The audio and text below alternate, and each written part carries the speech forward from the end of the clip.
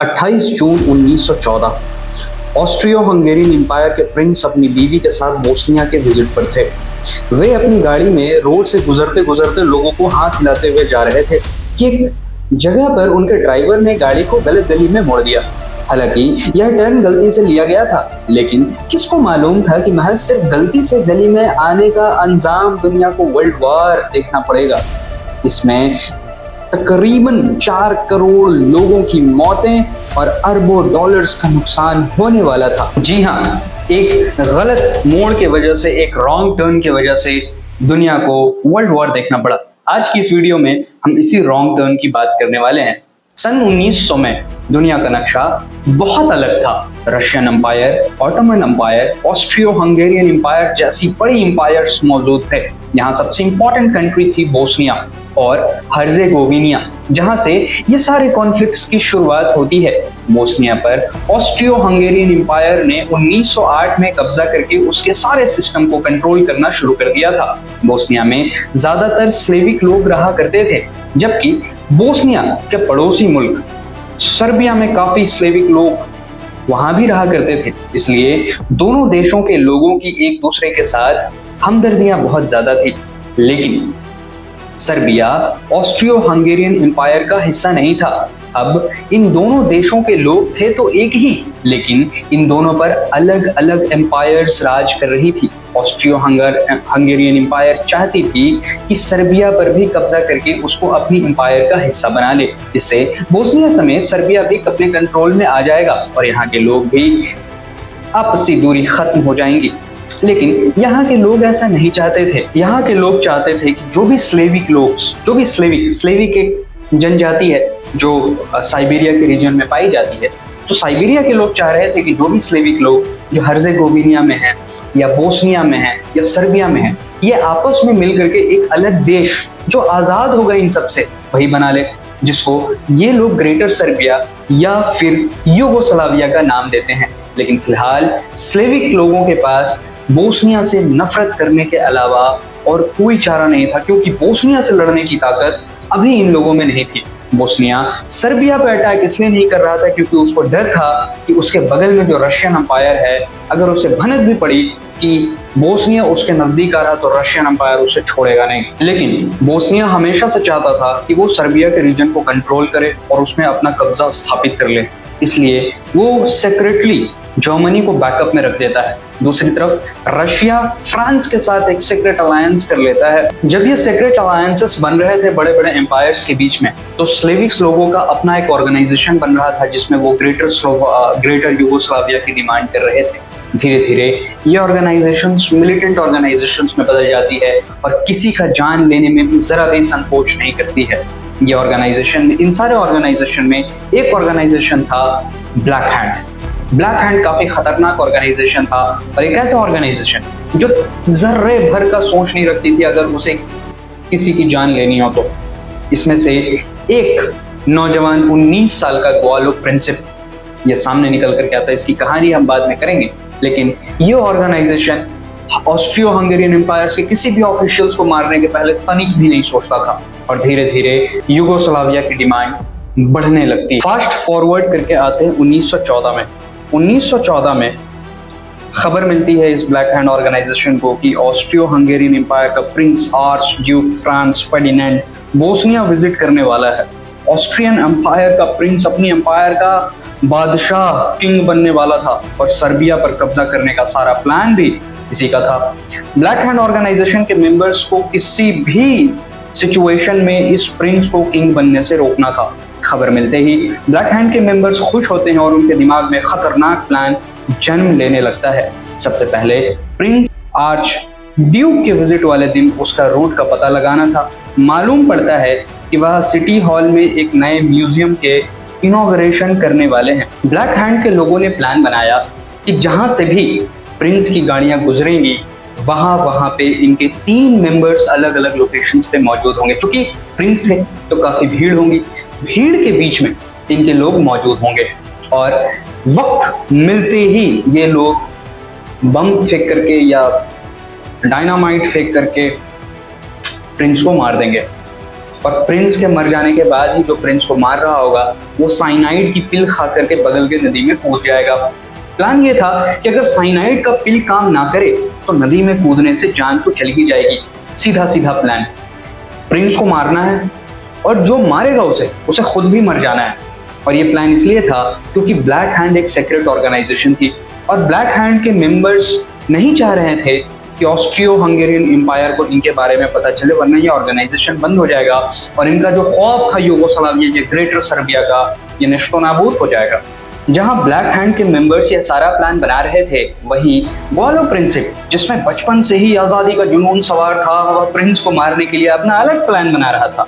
28 जून 1914 यह वह दिन था जब इस प्लान को एग्जीक्यूट करना था। हाँ, कहा जाता है ना, प्लान बनाना हमेशा आसान होता है और उसे एग्जीक्यूट करना बहुत ही मुश्किल। ब्लैक हैंड्स के तरफ से भेजे गए लोगों को ऐसे काम करने का पहले कोई एक्सपीरियंस नहीं था। जब प्रिंस और उसकी वाइफ का काफिला लोगों के सामने से गुजरा तो पहले नंबर वाला आदमी डर के मारे ग्रेनेड फेंक ही नहीं पाया। जब गाड़ी दूसरे नंबर वाले आदमी के सामने से गुजरी तो वह भी कांपने लगा और जितनी देर वह सोच रहा था इतनी देर में गाड़ी गुजर भी गई। अब सारी जिम्मेदारी तीसरी आदमी पर थी। उसके सामने से जब प्रिंस की गाड़ी गुजरी तो उसने जल्दी से ग्रेनेड फेंक दिया, लेकिन उसका निशाना ठीक नहीं था। ग्रेनेड प्रिंस की गाड़ी के बजाय पिछली गाड़ी से भी कुछ दूर जा गिरा, जिससे क्राउड में मौजूद तकरीबन 20 लोग जख्मी हो गए, जबकि प्रिंस समेत किसी की भी जान नहीं गई। यह काम करते ही उसने जल्दी से अपना साइनाइड पिल खा लिया, जो कि बहुत पुरानी थी और पुरानी होने की वजह से एक्सपायर हो चुकी थी और नकारा हो चुकी थी। उस कैप्सूल से उसकी जान तो नहीं गई, लेकिन सिर्फ हल्की छोटी मोटी उल्टी होने लगी। यह सब करने के बाद उसने प्लान के मुताबिक बगल के नदी में छलांग लगा दिया, लेकिन आज उसकी किस्मत बहुत ही ज्यादा खराब थी। उस दिन नदी का पानी सिर्फ 1 फुट से थोड़ा सा ज्यादा था। क्योंकि इस मौसम में नदियां सूख चुकी थी, इसलिए पुलिस ने मौके पर पहुंचकर उसे अरेस्ट कर लिया और इस तरह प्रिंस के कत्ल की साजिश नाकाम हो गई। लेकिन कहानी में ट्विस्ट अभी बाकी है और कहानी का सबसे बड़ा ट्विस्ट ये है कि ग्वालो प्रिंसिप अपना अलग प्लान बनाकर बैठा हुआ था और प्रिंस में हमला करने के लिए तैयार था। कहाँ तैयार था, वीडियो में थोड़ा आगे बताऊंगा। अब जो प्रिंस थे और उनकी वाइफ थी उनको हाई सिक्योरिटी में ले लिया जाता है। जो जख्मी लोग थे उनको नियर बाय हॉस्पिटल में एडमिट कर दिया जाता है। अब प्रिंस जो है बोस्निया के मेयर से शिकायत करते हैं कि हम आपके शहर में आए और आपने हमारा इस्तकबाल बम से किया। बोस्निया के मेयर काफी ज्यादा माफी मांगते हैं और फिर प्रिंस कहते हैं कि अब मेरा शेड्यूल चेंज करो। उनका पहले का शेड्यूल था कि उन्हें म्यूजियम जाना था, बट अब चूंकि उन्हें पता चल चुका है कि 20 लोग जख्मी हैं, तब वो उनसे मिलने के लिए हॉस्पिटल जाना चाहते थे। बदकिस्मती से अनफॉर्चुनेटली ये बात प्रिंस के ड्राइवर को नहीं बताया गया कि अब शेड्यूल चेंज है और इन्हें म्यूजियम के बजाय हॉस्पिटल जाना है। प्रिंस अपने गाड़ी में आकर के बैठते हैं और अपने ड्राइवर को कहते हैं कि चलो।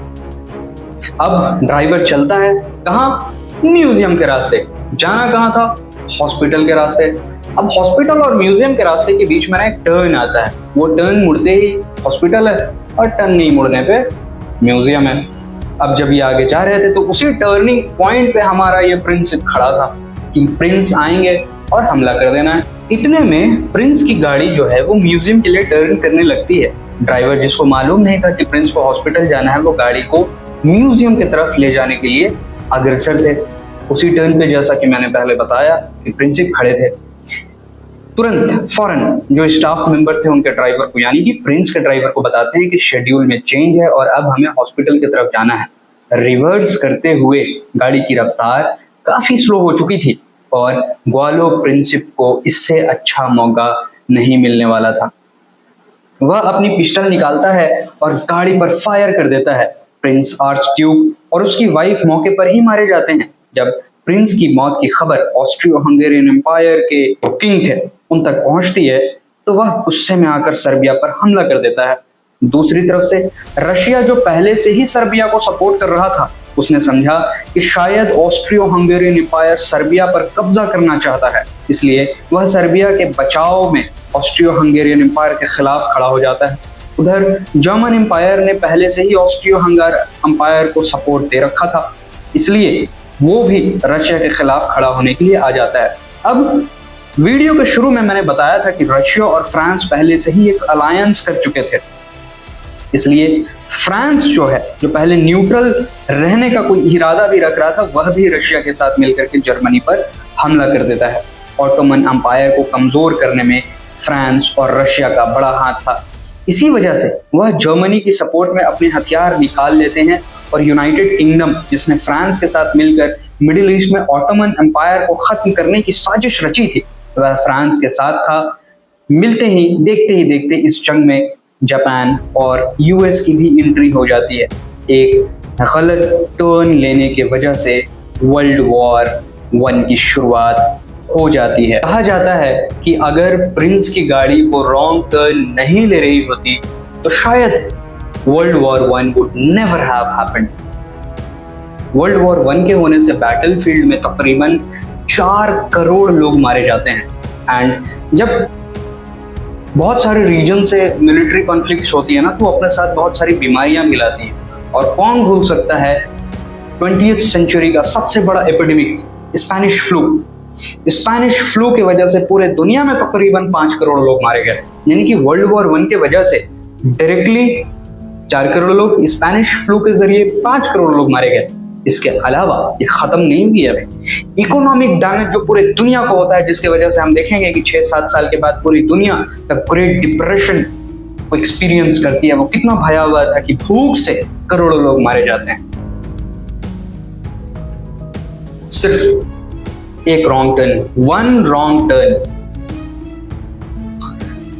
दूसरी बात, प्रिंस की गाड़ी का नंबर 11118 था और जब ये सीज फायर साइन होता है तो सीज फायर साइन कब हुआ? 1914 में ये वर्ल्ड वॉर शुरू होता है, 1918 में ये वर्ल्ड वॉर खत्म होता है और सीज फायर एग्जैक्टली 11 नवंबर 1918 को साइन होता है। यानी कि 11/11/18। क्या ये सिर्फ एक कोइंसिडेंस था या फिर इसमें एक बहुत बड़ी साजिश थी? आप कमेंट सेक्शन में जरूर बताना। अगर आपको ये वीडियो अच्छी लगी हो तो अपने दोस्तों के साथ, रिलेटिव्स के साथ, सबके साथ शेयर करें, वीडियो को लाइक करें, चैनल को सब्सक्राइब करें और कमेंट्स में अपने व्यूज देना मत भूलना। Thank you.